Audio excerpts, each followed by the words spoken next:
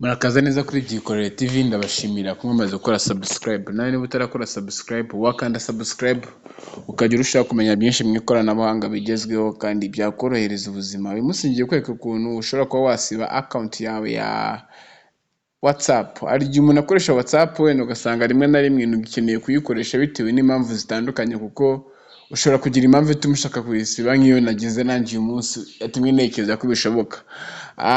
Uza hano kuri iyo ugiye gusiba uza hano kuri account, hano handitse account first uza muri setting, hano setting ukaza kuri account, ukaza hano hasi handitse ngo delete account. Hano iyo ushyize kuri delete account hazaho bashaka kubaguriza option nyinshi, akakubwira ngo delete your account on WhatsApp, usiba message zose, history yawe ivaho, usiba buri kintu cyose, va mu magroupe yose wari urimo, buri kintu cyose kivaho. Mbese ubu nimero yawe ni nkaho iba itarigeze igera kuri WhatsApp.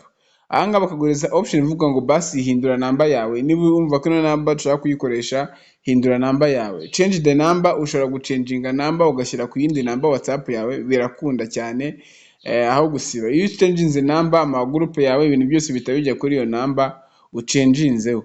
Hanyuma ushaka gusiba rero uza ugakonfirima, ugashyiramo nimero yawe ya telefone, gutya wamara kuyishyiramo ukahita ukanda kuri delete my account. Ako kanya account yawe ihita ivaho, nta bintu byinshi bindi, ni ugukonfirima gusa, nta bindi biba bisigaye. Account yawe ikahita ivaho, WhatsApp uba usa nk'uyivuyeho burundu, ukazongera wenda kwiregistaringa bundi bushyashya, ariko muri uyu mwanya uba umaze gusa nk'uyivuyemo. Hari impamvu nyinshi ushobora gutuma wayideletinga. Ushobora nko kuba ushaka kuva mu magroupe, igihe ushyirwa mu magroupe menshi ugasanga atumye uba bored, rimwe na rimwe usanga WhatsApp ntukikunda, ugasanga rimwe na rimwe gusharinga ibintu ari interested cyane, udakeneye kureba, udakeneye kumva.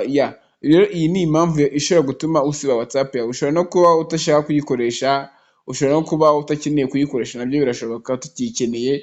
Rero impamvu zose zatuma ushaka kuyisiba, kuko nabo baba barayishyizeho bazi ko bishoboka. Aha ngaha rero niho wayisibira. Murakoze cyane, kora subscribe, like, comment, share, byose kugira ngo turusheho gukomeza kubana tubakora ibyo mwifuza.